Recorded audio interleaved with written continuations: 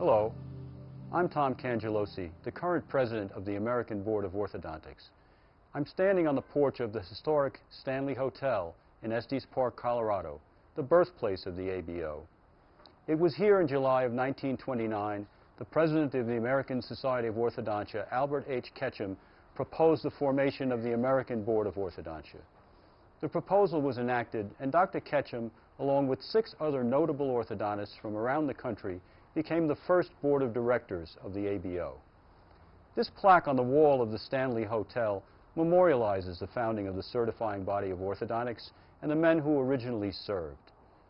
Those orthodontists were Alfred P. Rogers, Lloyd S. Lurie, Sr., B. Frank Gray, Martin Dewey, Abram Hoffman, Orrin H. Oliver, and Dr. Ketchum.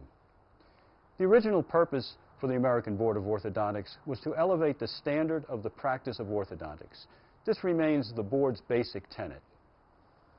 From this beginning, the American Board of Orthodontics has become a part of the fabric of the dental specialty of orthodontics for the past 75 years.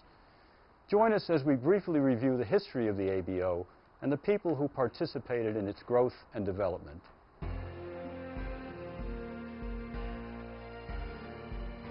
The original medical boards were the American Board of Otolaryngology and the American Board of Ophthalmic Examination.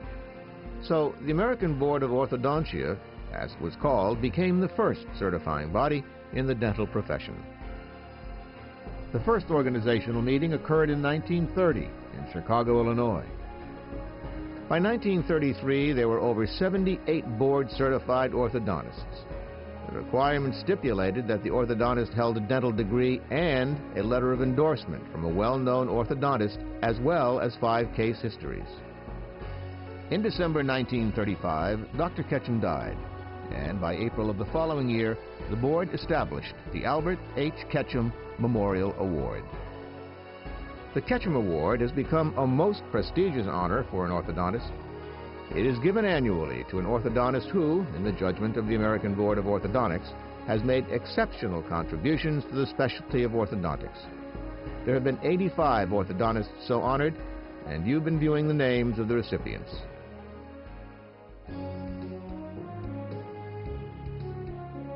World War II interrupted the certifying process, but by 1950, the Council on Dental Education of the American Dental Association officially recognized the ABO as the certifying body of the dental specialty of orthodontics. By this time, there were over 300 orthodontists who were board certified. The requirements for board certification have changed throughout the years. Early on, a requirement of an original thesis and presentation of 10 treated cases was needed. By the 1950s, 15 cases with records 2 years post-retention became the standard. Not until the 60s was a written examination offered as an option in lieu of the thesis as a part of the certifying process.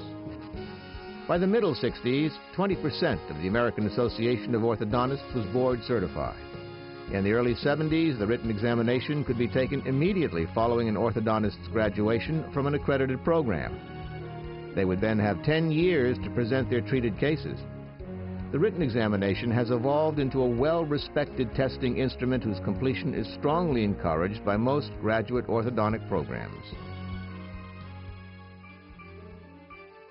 In the late 70s, board certification percentages began to decline. But in 1979, during ABO's 50th anniversary celebration, a number of interested boarded orthodontists formed the College of Diplomates of the American Board of Orthodontics. One of their primary purposes was to stimulate interest for certification by non-boarded orthodontists.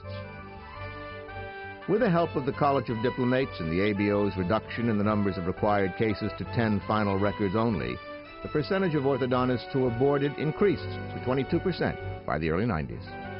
Today, the actual percentage of American Association of Orthodontists who achieved board certification status when they were eligible has risen to 30%. In fact, since the beginning of the ABO, over 3,500 orthodontists have received certification. Who serves on the board? The board is made up of practicing orthodontists from across North America. The current system, with an ABO director appointed from each of the 8 constituents of the American Association of Orthodontists, was developed in the late 80s. Any ABO-certified orthodontist may be nominated within each constituent. Nominees are presented to the ABO, and they offer one name to the AAO trustees, and that individual is voted on by the AAO House of Delegates. Many outstanding orthodontists and leaders in the specialty have committed to serve on the American Board of Orthodontics. The names you see scrolling before you represent the history and foundation of the successful 75 years of existence of the American Board of Orthodontics. It's amazing what a broad perspective you get of orthodontics when you serve on the board. It is immeasurable and it is subtle how much a director learns from the candidates. Each and every person that I've served with, I've had the highest admiration and respect for. What one does as an individual orthodontist and citizen each day will determine our personal destiny and the destiny of our profession. We hope that this brief review has informed you about the history and people of the American Board of Orthodontics. We, the current directors and staff of the ABO, commit to the high standards that have been established by our predecessors on the board and will continue to advance the testing and relevancy of the certification process.